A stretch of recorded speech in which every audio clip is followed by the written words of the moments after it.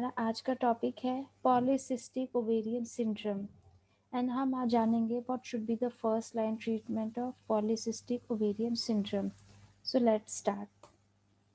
सबसे पहले ये समझने की ज़रूरत है व्हाट इज़ पीसीओएस। आप में से जिसने भी मेरी वीडियो देखी होगी उसे ऑलरेडी ये पता चल चुका है कि पीसीओएस में हमारे ओवरी में बहुत सारे सिस्ट हो जाते हैं, हमारी बॉडी में मेल हार्मोन बहुत ज़्यादा बढ़ जाते हैं एंड हमारे पीरियड्स टाइम पे नहीं आते हैं।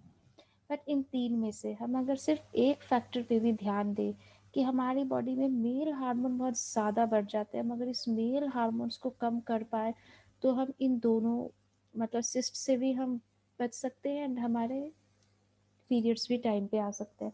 बट मेल हार्मोन हमारी बॉडी में बनता क्यों है, ज़्यादा क्यों हो जाता है? ऐसा नहीं है कि फीमेल की बॉडी है तो उसमें मेल हार्मोन होते ही नहीं है, नहीं। फीमेल की बॉडी में फीमेल हार्मोन्स भी सीक्रेट होते हैं, मेल हार्मोन भी सीक्रेट होते हैं। मेल हार्मोन्स कम क्वांटिटी में सीक्रेट होते हैं, फीमेल हार्मोन ज़्यादा क्वांटिटी में सीक्रेट होते हैं। बट अगर किसी कारण से फीमेल की बॉडी में मेल हार्मोन ज़्यादा सीक्रेट होने लगे तो प्रॉपर ओवम मैच्योर हो नहीं पाता है। अगर ओवम मैच्योर ही नहीं होगा तो वो रिलीज़ नहीं होगा, अगर वो रिलीज़ नहीं होगा तो हमारे पीरियड्स टाइम पे नहीं आएंगे। इसीलिए पीसीओएस में पीरियड्स टाइम पे नहीं आते हैं, स्किप कर जाते हैं, टाइम पे भी नहीं आते हैं। सो अगर हम सिर्फ इस फैक्टर को कंट्रोल कर दे कि किसी तरह मेल हार्मोन्स कम कर दिया जाए तो हम पीसीओएस के सिम्टम्स को कम कर सकते हैं। तो इससे पहले कि हम आगे बढ़े थोड़ा सा इंसुलिन के बारे में जान लेते हैं, क्योंकि दिस इज़ वेरी इंपॉर्टेंट। आगे जाके ये हमें काम आने वाला है। जो कुछ भी हम खाते हैं, चाहे हम कार्ब्स खा रहे हैं या हम प्रोटीन खा रहे हैं, दोनों अल्टीमेटली शुगर में ही कन्वर्ट होता है, एक्सक्लूडिंग फैट। यहाँ फैट नहीं है, बट कार्ब्स या प्रोटीन में से जो कुछ भी हम खाएंगे वो अल्टीमेटली शुगर में ही कन्वर्ट होगा। एंड हमारी बॉडी, हमारे सेल शुगर को ही यूज़ करते हैं एनर्जी प्रोडक्शन के लिए। अब इन दोनों के बीच में एक हार्मोन आता है इंसुलिन। इट इज़ लाइक अ की। वो एक चाबी का काम करता है जो सेल्स को ओपन करता है, और इंसुलिन एंड वो शुगर को सेल्स के अंदर तक लेकर जाता है। तो इंसुलिन इज लाइक अ की जो कि सेल्स को ओपन करेगा एंड शुगर को सेल्स के अंदर जाने में हेल्प करेगा। इसके अलावा इंसुलिन का एक काम और होता है कि ठीक है, हमने जितनी एनर्जी चाहिए थी उतना शुगर हमने यूज़ कर लिया।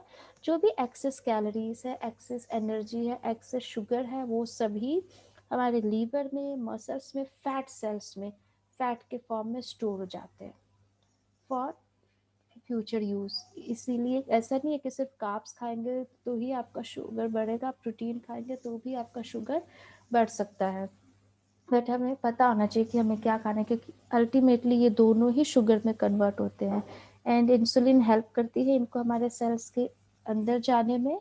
एंड जब ये सेल्स के अंदर जाता है तो यूज़ होता है, जो भी हमारे ब्लड में एक्स्ट्रा शुगर बचा उसे वो कन्वर्ट कर देती है फैट के फॉर्म में, and that is stored in our liver, muscles and fat cells for future use. अब यहाँ उन फीमेल की बात हो रही है जिनका वेट पहले से ही ज़्यादा है। जिन गर्ल्स का वेट पहले से ज़्यादा होता है उनमें पीसीओएस होने के चांसेस ज़्यादा होते हैं। ऐसा क्यों? क्योंकि उन फीमेल में एंजाइम ए के R1C3 ज़्यादा होते हैं। ये जो एंजाइम है हमारे फैट सेल से सीक्रेट होते हैं। नाउ वी नो, हम सभी को पता है, मतलब ये तो बहुत सारी स्टडी ने शो कर दिया है कि जो हमारे एडिपोज टिश्यू हैं, जो हमारे फैट टिश्यू हैं, वो एक एंडोक्राइन ऑर्गन के जैसा काम करते हैं, जिसमें से काफ़ी सारे केमिकल, काफ़ी सारे एंजाइम सीक्रेट होते रहते हैं। तो उसी तरह उसमें से एंजाइम सीक्रेट होता है जिसका नाम है AKR1C3। ये जो एंजाइम है ये हमारी बॉडी में ट्रिगर करता है मेल हार्मोन्स को। इसीलिए उन फीमेल में पीसीओएस होने के चांसेस ज़्यादा है जिनका विसरल फैट ज़्यादा है। इसीलिए कहा जाता है कि अगर पीसीओएस है तो सबसे पहले अपना वेट कम करिए, क्योंकि वेट कम करेंगे तो इस तरह के एंजाइम्स कम हो जाएंगे, और इन एंजाइम्स कम होंगे तो मेल हार्मोन्स ऑटोमेटिकली कम हो जाएंगी। नेक्स्ट, अब बात उन फीमेल की हो रही। अब ऐसा नहीं है कि जो पीसीओएस है ये सिर्फ वैसी फीमेल को ही होता है जिनका वेट ज़्यादा है। जिनका वज़न कम है उनको भी पीसीओएस हो सकता है। इसके पीछे कारण है इन्फ्लामेशन। यहाँ आप देख पा रहे होंगे कि स्टडी हो चुकी है जिसमें ये अच्छे से दिख रहा है कि inflammation is the cause of insulin resistance and ovarian dysfunction in PCOS. But अब मैं यहाँ स्पेशली पीसीओएस की बात कर रही हूँ। इन्फ्लामेशन सूजन मतलब हमारी बॉडी का एक प्रोटेक्टिंग मैकेनिज्म है। जैसे आपको एक्सटर्नली कहीं भी चोट लगती है तो आप देखते होंगे वो एरिया आपका सूज जाता है या लाल हो जाता है या वहाँ कुछ भी, मतलब हमारी बॉडी का एक प्रोटेक्टिव मैकेनिज्म है। बेसिकली वो एरिया लाल हो जाएगा, सूज जाएगा, उसे हम इन्फ्लामेशन कहते हैं।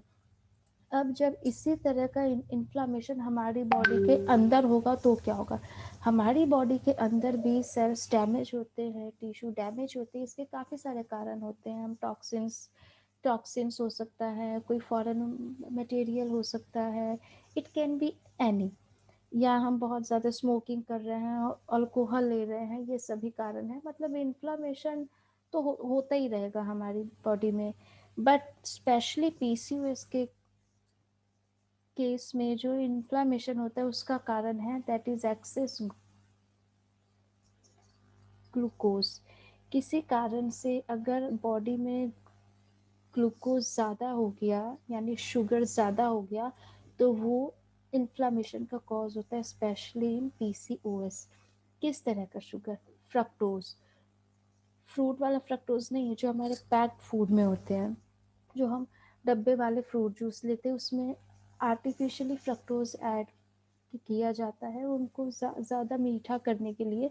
जब हम उस तरह के फ्रूट जूस ज़्यादा लेते हैं तो वैसा फ्रक्टोज हमारी बॉडी में इन्फ्लामेशन कर सकता है। इसके अलावा जितने भी हम रिफाइंड सीरियल्स खाते हैं, सभी जानते हैं आजकल हमारी डाइट में रिफाइंड सीरियल ज़्यादा, स्पेशली गर्ल्स जो स्कूल में जाते हैं, कॉलेज में जाते हैं, 12 साल से ऊपर के बच्चों का तो कहना है क्या, समोसे, पिज़्ज़ा, बर्गर, ये सब उनके लिए बहुत ही कॉमन फूड हो गया।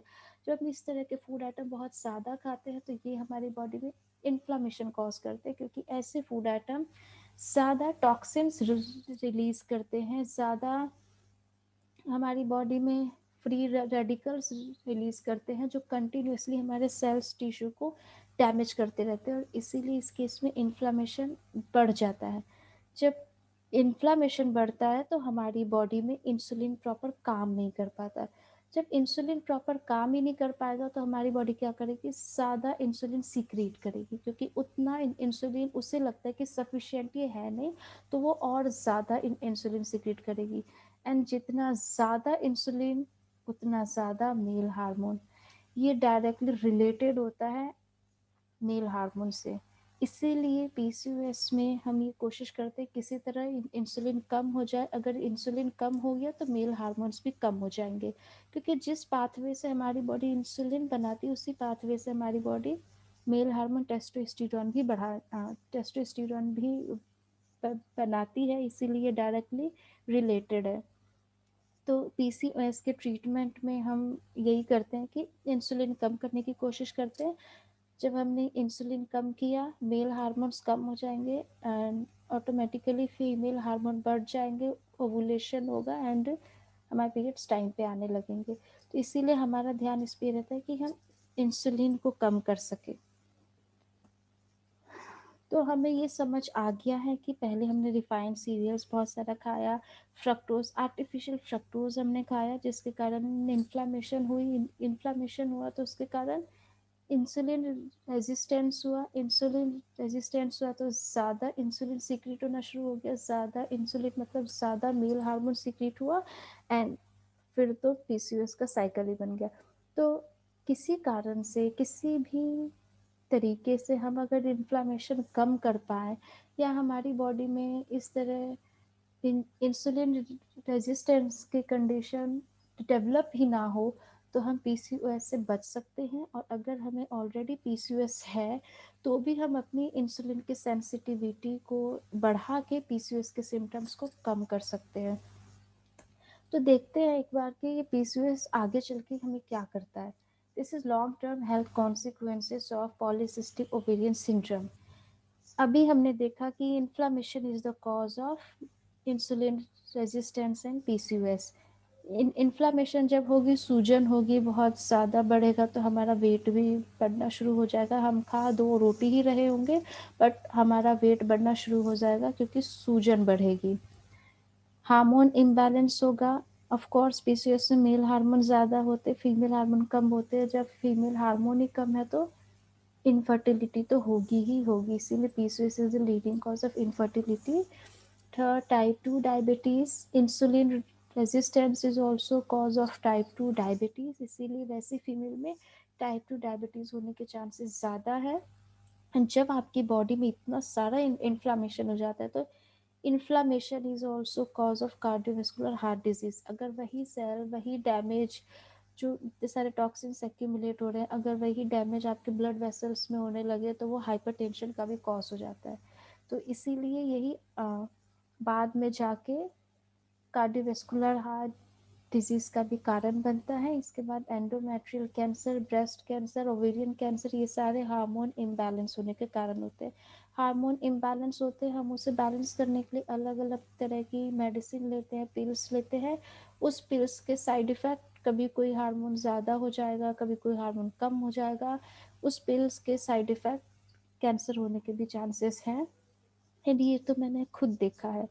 मेरे काफ़ी सारे ऐसे पेशेंट हैं जिनमें मैंने पीसीओएस को कैंसर में कन्वर्ट होते देखा है।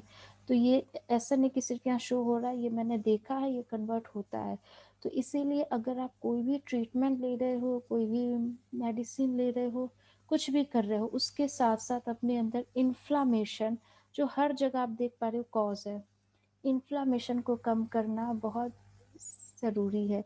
चाहे पीसीओएस है या नहीं है, दोनों ही केस में इन्फ्लामेशन कम करना बहुत इम्पोर्टेंट है। अगर हम किसी कारण से इन्फ्लामेशन कम कर पाए, किसी भी तरीके से इन्फ्लामेशन कम कर पाए, तो हम पीसीओएस के सिम्टम्स को तो कम कर ही सकते हैं। उसके साथ साथ इन सभी जो ये type 2 diabetes, heart disease, cancer, इन सब से भी हम बच सकते हैं। अब हम जानेंगे आगे कि इन्फ्लामेशन हम कैसे कम कर सकते हैं। एक तो उपाय यही है जो हमें पहले ही पता चल गया कि पीसीओएस से बचने के लिए उस तरह के फूड आइटम ना खाएं, स्पेशली गर्ल्स जो 12 साल से ऊपर की है।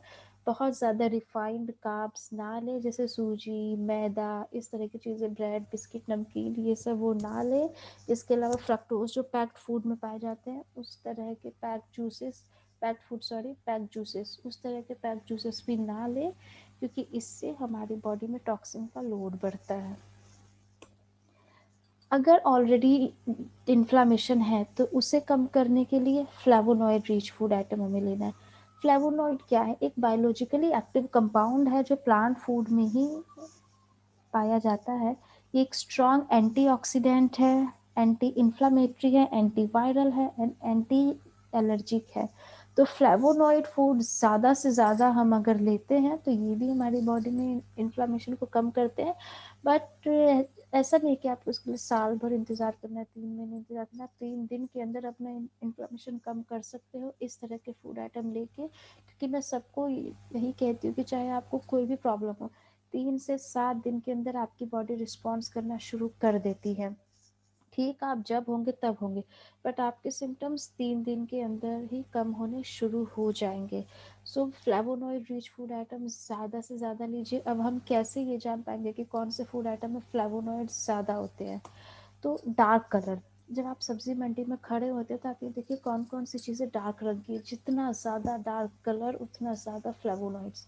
जैसे काले अंगूर, चुकंदर, गाजर, डार्क चॉकलेट, जामुन, इस तरह के फूड आइटम में सबसे ज़्यादा फ्लेवोनॉइड्स होते हैं। जैसे जैसे इनका कलर हल्का होता जाएगा, फ्लेवोनॉइड्स भी कम होते जाएंगे। जैसे अब इसके बाद ऑरेंज, येलो, इन सब के भी अपनी प्रॉपर्टी है, बट फ्लेवोनॉइड्स थोड़े कंपैरेटिवली उनसे कम होंगे। तो ज़्यादा से ज़्यादा डार्क कलर के फूड आइटम आप लीजिए ताकि आपकी बॉडी में फ्लेवोनॉइड्स बढ़े। ज़्यादा फ्लेवोनॉइड्स मतलब अगर इन्फ्लामेशन है तो वो भी धीरे धीरे कम होनी शुरू हो जाएगी। बट इसके साथ ये भी ध्यान रखना है कि वैसे फूड आइटम ना खाएं जो इन्फ्लामेशन को बढ़ा रहे हैं। गुड बैक्टीरिया, माइक्रोबायोम तो माइक्रोबायोलॉजी तो अपने आप में ही एक सब्जेक्ट है, क्योंकि हमारी बॉडी में बैक्टीरिया बहुत बड़ा रोल प्ले करते हैं। हम जो कुछ भी खाते हैं वो फूड आइटम डाइजेस्ट हमारे एंजाइम से भी होते हैं एंड कुछ बैक्टीरिया के हेल्प से भी होते हैं। इसके अलावा गुड बैक्टीरिया इंटेस्टाइन के म्यूकस लेयर को मेंटेन करने का काम करता है, ताकि जो भी बैड बैक्टीरिया है, फॉरेन मटेरियल है, वो लीक करके हमारे ब्लड के अंदर ना जाए। तो वो एक बैरियर का फॉर्म, एक बैरियर बना के रखता है। तो इसीलिए हमने देखा है कि ऐसे केस में डाइजेस्टिव कंप्लेन भी होती हैं। इंडाइजेशन होगा, गैस, एसिडिटी, ब्लोटिंग, इस तरह की कंप्लेन बहुत कॉमन है। तो अगर आपको इस तरह की कंप्लेन है, इसका मतलब आपका गट माइक्रोबायोम ठीक नहीं है। तो उस केस में इन्फ्लामेशन कम करने के लिए अपने शरीर में गट माइक्रोबायोम को इम्प्रूव करना बहुत ज़रूरी है। एंड गट माइक्रोबायोम को इम्प्रूव करने के लिए वैसे फूड आइटम ज़्यादा खाइए जो आपकी बॉडी में गट बैक्टीरिया को बढ़ाता है, गुड बैक्टीरिया को बढ़ाता है, sorry not gut, that is good bacteria. Good bacteria ज़्यादा होंगे तो वो बैड बैक्टीरिया वैसे ही कम रहेंगे हमारी बॉडी में।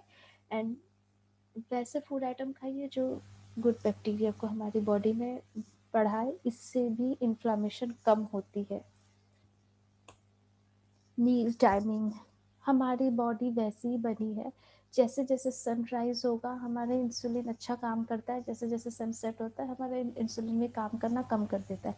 बट हम क्या करते हैं, सुबह हमारे पास टाइम नहीं रहता है, हम हल्का फुल्का हम कुछ खा लेते हैं, रात में आके हैवी मील खाते हैं, जो कि बिल्कुल ही नेचर के अगेंस्ट है। जैसे जैसे सनलाइट बढ़ती है आप उस समय अपना मील्स हैवी रखिए, एंड जैसे जैसे सनसेट आपका होता है आप अपना मील्स आप लाइट करते जाइए। तो ऐसा देखा गया है, मैं खुद से नहीं कह रही हूँ, ऐसी स्टडी हुई है जहाँ देखी गई है कि अगर फीमेल, वैसी फीमेल जिन्हें ऑलरेडी पीसीओएस है, अगर वो अपना मील टाइमिंग सही कर देती, यानी हैवी ब्रेकफास्ट करती है एंड रात का डिनर बिल्कुल हल्का कर देती है, लाइट कर देती है, तो वैसी फीमेल में इंसुलिन की सेंसिटिविटी बढ़ती है, इंसुलिन रेजिस्टेंस कम होता है, इससे इंसुलिन भी कम होते हैं, यानी मेल हार्मोन्स भी कम होते हैं, एंड वैसे में फर्टिलिटी के चांसेस बढ़ जाते हैं। तो मील टाइमिंग पे ध्यान देना बहुत ज़रूरी है। So ultimately what should be the first line treatment of PCOS? That is, eat high fiber food and reduce fructose intake. वैसे फ्रक्टोज जो पैक्ड फ्रूट जूसेस में पाए जाते हैं वो कम लीजिए, हाई फाइबर फूड खाइए, क्योंकि हमने इससे पहले देखा कि जो हम रिफाइंड फूड खाते हैं वो ट्रिगर करते हैं इन्फ्लामेशन को, तो उससे बंद करके हाई फाइबर फूड हम अगर खाएंगे तो इन्फ्लामेशन कम होगी। सेकेंड, प्रीबायोटिक, प्रोबायोटिक, इस तरह के फूड आइटम हमारे गट में गुड बैक्टीरिया को इंक्रीज करते हैं, बढ़ाते हैं, इससे इन्फ्लामेशन कम होती है। Third, flavonoid rich food item खाइए, अगर ऑलरेडी इन्फ्लामेशन है तो ये उसे कम करने में हेल्प करेगा। फोर्थ, अपनी मील टाइमिंग पे ध्यान दीजिए ताकि इंसुलिन की सेंसिटिविटी बढ़े एंड मेल हार्मोन्स कम हो सके। मील टाइमिंग क्या होगी? Larger breakfast, smaller dinner. इसके अलावा सबसे पहले ही हमने ये देखा था कि जो एडिपोज टिश्यू होती है, एडिपोज सेल्स होते हैं, वो डायरेक्टली रिलीज करते हैं एक्सेस मेल हार्मोन, मतलब they are the source of excess male hormone in PCOS female. तो इसीलिए अगर वेट ज़्यादा है, विसरल फैट ज़्यादा है, तो वैसे में उस फैट को कम करिए। और ऐसा नहीं कि आपको अगर 25 kg वेट ज़्यादा है तो 25 kg कम करने की ज़रूरत है। आप अगर 5 kg भी वेट कम करेंगे तो आपके सिम्टम्स कम होने शुरू हो जाएंगे। आपको जहाँ तक वेट कम करना है करिए, बट सिम्टम्स कम करने के लिए सिर्फ 5% वेट कम करना ही इम्पॉर्टेंट है। तो एटलीस्ट कोशिश करिए कि आपका वेट कम हो सके, विसरल फैट कम होगा, कम मेल हार्मोन्स होंगे, कम मेल हार्मोन्स होंगे तो पीसीओएस के सिम्टम्स भी धीरे धीरे कम होते जाएंगे, एंड कई बार तो रिवर्स भी हो जाते हैं। तो अगर इसे रिवर्स करना है, वेट ज़्यादा है, तो weight loss is strongly recommended, specially visceral fat, मतलब fat loss, it is not weight loss, this is fat loss. So ultimately इसके अलावा हमें ये ध्यान रखना है कि हम अपनी एक्टिविटी भी करें, क्योंकि अगर हम, आप में से जिसने भी मेरी वीडियो देखी होगी एक्सरसाइज की, उनको पता होगा कि जब हम एक्सरसाइज करते हैं हमारी बॉडी में ऑक्सीजन बढ़ता है, ऑक्सीजन ज़्यादा होने से हमारी बॉडी में टॉक्सिन्स कम होते हैं, हमारी बॉडी की टॉक्सिन्स एलिमिनेट करने की कैपेसिटी बढ़ जाती है, स्वेटिंग के ज़रिए, कार्बन डाइऑक्साइड के ज़रिए हम अपनी बॉडी से टॉक्सिन्स को बाहर निकालते हैं। इसके अलावा एक्सरसाइज के ज़रिए हमारी बॉडी में इंसुलिन की सेंसिटिविटी भी बढ़ती है, यानी बॉडी इंसुलिन पर रिस्पॉन्स करना शुरू कर देती है, इसलिए भी एक्सरसाइज इम्पॉर्टेंट है। तो टॉक्सिन्स कम करने के लिए, इंसुलिन की सेंसिटिविटी इंक्रीज करने के लिए, हमारी बॉडी की कैपेसिटी बढ़े, पावर बढ़े, मेटाबॉलिज्म बढ़े, हार्मोन बैलेंस हो, इन सभी के लिए एक्सरसाइज बहुत इंपॉर्टेंट है। तो at least 20 minute physical activity strongly recommended. So at last हम ये कह सकते हैं कि life style modification is the first line treatment in PCOS. अगर पीसीओएस अभी है नहीं तो लाइफ स्टाइल मॉडिफिकेशन से पीसीओएस से आप बच सकते हो। अगर ऑलरेडी पीसीओएस है, इसकी ट्रीटमेंट चल रही है, आप इसके लिए दवाइयाँ ले रहे हैं, बट वो दवाइयाँ इस बात की गारंटी तो नहीं दे देगी ना कि कल को आपको डायबिटीज़ नहीं होगा, हार्ट डिजीज़ नहीं होगा, कैंसर नहीं होगा। बट अगर आप लाइफस्टाइल मॉडिफिकेशन करते हैं तो आप एक हेलमेट पहन लेते हैं कि अब आज के बाद मुझे डायबिटीज़ नहीं होगा, मुझे हार्ट डिजीज़ नहीं होगा, मुझे कैंसर नहीं होगा, एंड इसके साथ आपका पीसीओएस भी धीरे धीरे रिवर्स होना शुरू हो जाएगा। So lifestyle modification is strongly recommended and it is considered as the first line treatment in PCOS, polycystic ovarian syndrome.